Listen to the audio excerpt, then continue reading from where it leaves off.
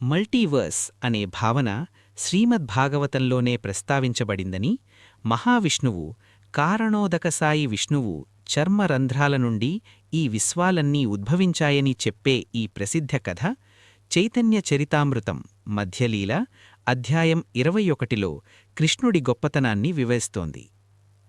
ఒకసారి మన విశ్వానికి సృష్టికర్తయైన బ్రహ్మ శ్రీకృష్ణుడిని దర్శించుకోవడానికి ద్వారకా నగరానికి వెళ్లాడు.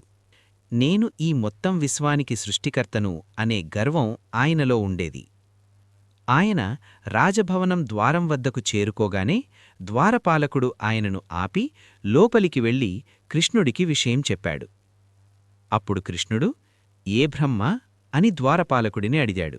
ద్వారపాలకుడు తిరిగి వచ్చి, స్వామీ, మీరు ఏ బ్రహ్మ అని ప్రభువు అడుగుతున్నారు అని అడగగానే బ్రహ్మ ఆశ్చర్యపోయాడు. ఏ బ్రహ్మ అనటమేమిటి? నేను చతుర్ముఖ 4 తలలు ఉన్న బ్రహ్మను, సనక సనందాది మునుల తండ్రిని అని చెప్పు అని సమాధానమిచ్చాడు. అనుమతి లభించి లోపలికి వెళ్ళాక బ్రహ్మ కృష్ణుడికి నమస్కరించి, ప్రభూ, నన్ను ఏ బ్రహ్మ అని ఎందుకడిగారు? నేను కాకుండా వేరే బ్రహ్మ ఎవరైనా ఉన్నారా అని గందరగోళంగా అడిగాడు.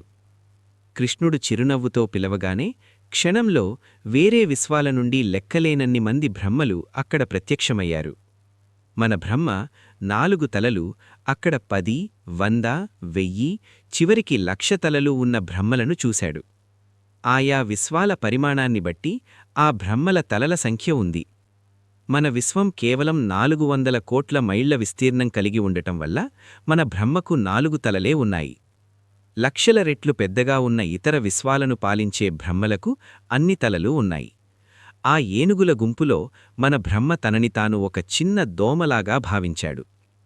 అనంతకోటి బ్రహ్మాండాలు ఉన్నాయని, వాటన్నింటికీ కృష్ణుడే అధిపతి అని గ్రహించి మిగిలిన బ్రహ్మలందరూ కృష్ణుడికి వంగి నమస్కరించడం చూసి మన బ్రహ్మ గర్వం పటాపంచలైంది. ఆల్ బై ద వీడియో చూసినందుకు థ్యాంక్స్ ఫ్రెండ్స్. నేను మే హిందుమన్.